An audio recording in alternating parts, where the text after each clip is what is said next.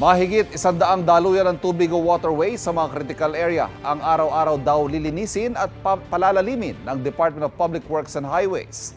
Bahagi yan ng Oplan kontrabaha na inilunsad ng gobyerno. May unang balita si Maki Pulido. Batay sa Climate Risk Index ng isang Germany-based non-governmental organization, isang Pilipinas sa mga bansang pinaka-apektado ng extreme weather events noong 2024. Binanggit ang sunod-sunod na bagyong nanalasa noong 2024, kabilang ang bagyong Karina, Christine at Pepito. Sa report, ipinuntong kakaiba ang 2024 typhoon season, lalo't 6 na bagyo ang tumama sa bansa sa loob lang ng 30 araw. Lagi rin daw binabagyo ang Pilipinas dahil sa lokasyon nito. Sa daras ding tumama ng mga bagyo, di pa nga nakaka-recover ang isang lugar sa bagyo at pagbaha. May darating na namang bagyo.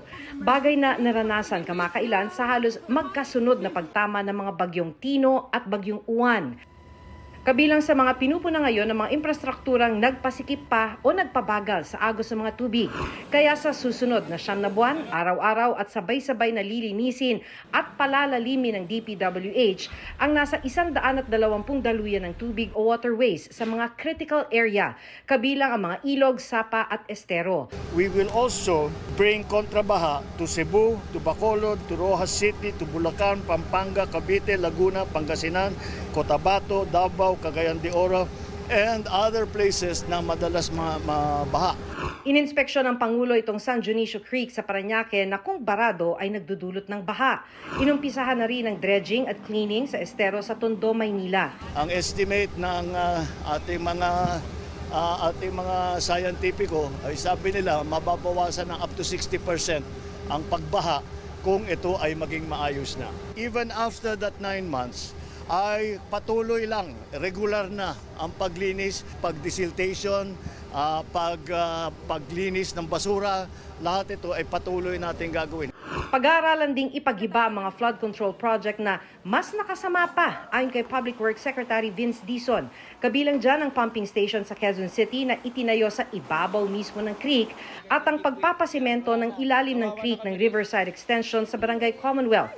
Ayon sa Quezon City Hall, nakasama pa sila sa daloy o nagpapaapaw ng tubig. Marami sa mga pumping station natin mula nang itinayo ay hindi pa gumana kahit minsan. Hindi nag-operate kahit minsan. Bakit? Dahil yung pumping station mismo sa paglagay nila, yun pa ang nakaharang sa tubig. At imbis na magbigay ng solusyon, ito pa ang naging problema. Kasama ng Pangulong nag-inspeksyon ng ilang negosyanteng tutulong sa Oplan kontrabaha ng gobyerno. This is not an instant solution. In the long term, we have to go upstream and look at the watersheds. I'm very optimistic that once we get the majority of this done, maramdaman na kaagad natin na pagdating ulit ng tag-ulan next year, malaki na yung mababawasan sa flooding.